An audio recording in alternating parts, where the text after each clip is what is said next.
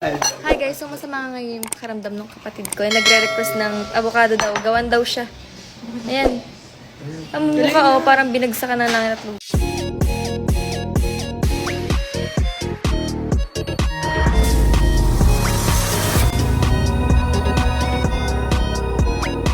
Hi guys, so masama nga ngayon yung karamdam ng kapatid ko. Nagre-request ng avocado daw. Gawan daw siya.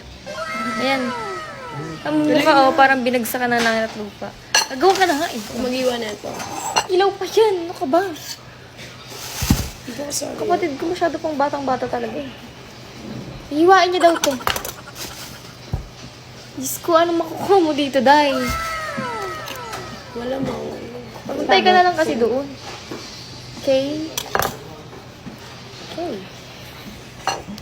Right?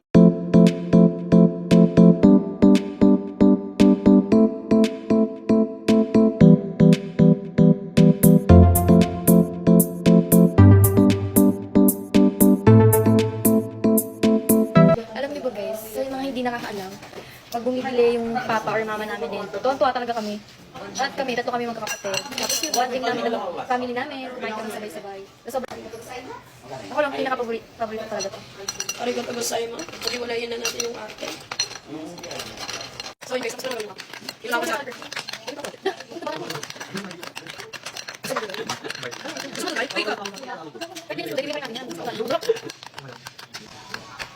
Parang matcha. Hindi siya matcha, yung matcha. Ang tinatang matcha. Ano, lasang damo.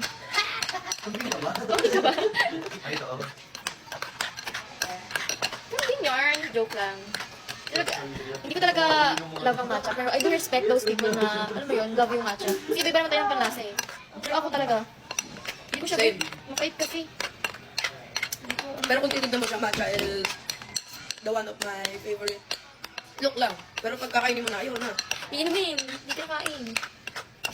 Diba, ginara namang matcha Meron flavor pinakain na. lang. Take man na lang para, Uy, siya din parang gusto ko rin yun. sige, bibigyan kita. Ay, kasi ano mo? Hindi, ano lang yan. Basic human decency. Basta yun. Gusto kayo ganyan eh, yung bibigyan na ng avocado. Walang Pero nagpapalala. mag-expect, mabait lang talaga ako. Wala lang sikit ha. Kung ano dyan. Don't expect much as... Mapagbigay ang siya, walang meaning lang.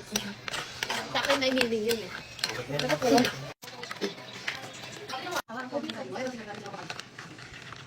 Yung dapat nagagawa natin sa Shalene, wala na. Humiwalay na. So ako na lang. Sarili ko na lang muna yung gagawin ko. Bumukod na siya eh. So, it's done. Hindi ka ha.